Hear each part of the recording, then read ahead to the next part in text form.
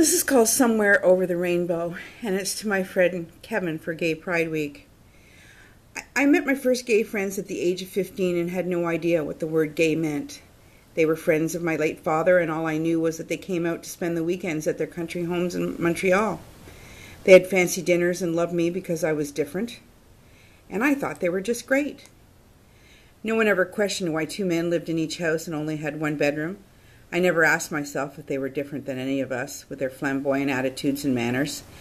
When I found out a year later they were gay from nosy neighbors, I just shrugged my shoulders. To me, being gay meant nothing different, and it still does. To be gay or to be straight, we are all the same. When I opened my store, Flash Cadillac, in 1974 in Ottawa, the gay population were the first to support my business. They never had a store before where someone would let them try on dresses in change rooms or help them decide what color pantyhose to buy.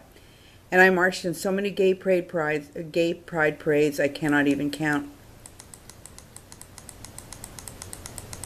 3 years before I closed my store, I had the Canadian version of the AIDS memorial quilt in my store window and tried to raise money producing a fashion show for Bruce House, which houses AIDS patients.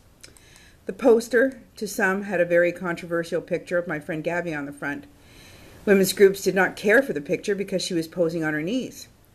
Dave Grant, the photographer, never even thought about it being a submissive position when he took the photo because it was just a great attention-grabbing image.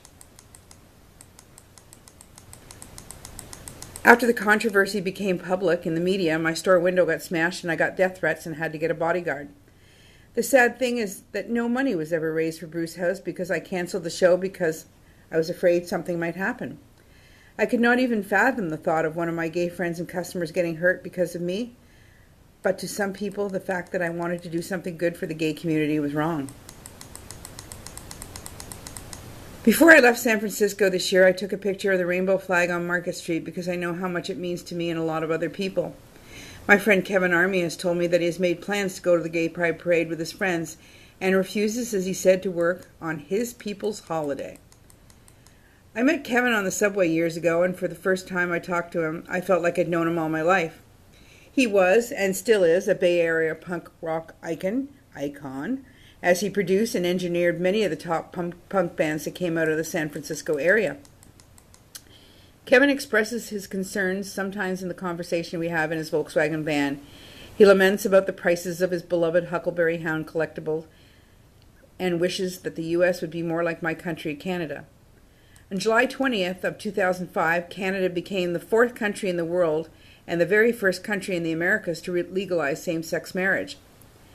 Kevin dreams that one day he and the people he knows might be allowed to be legally married.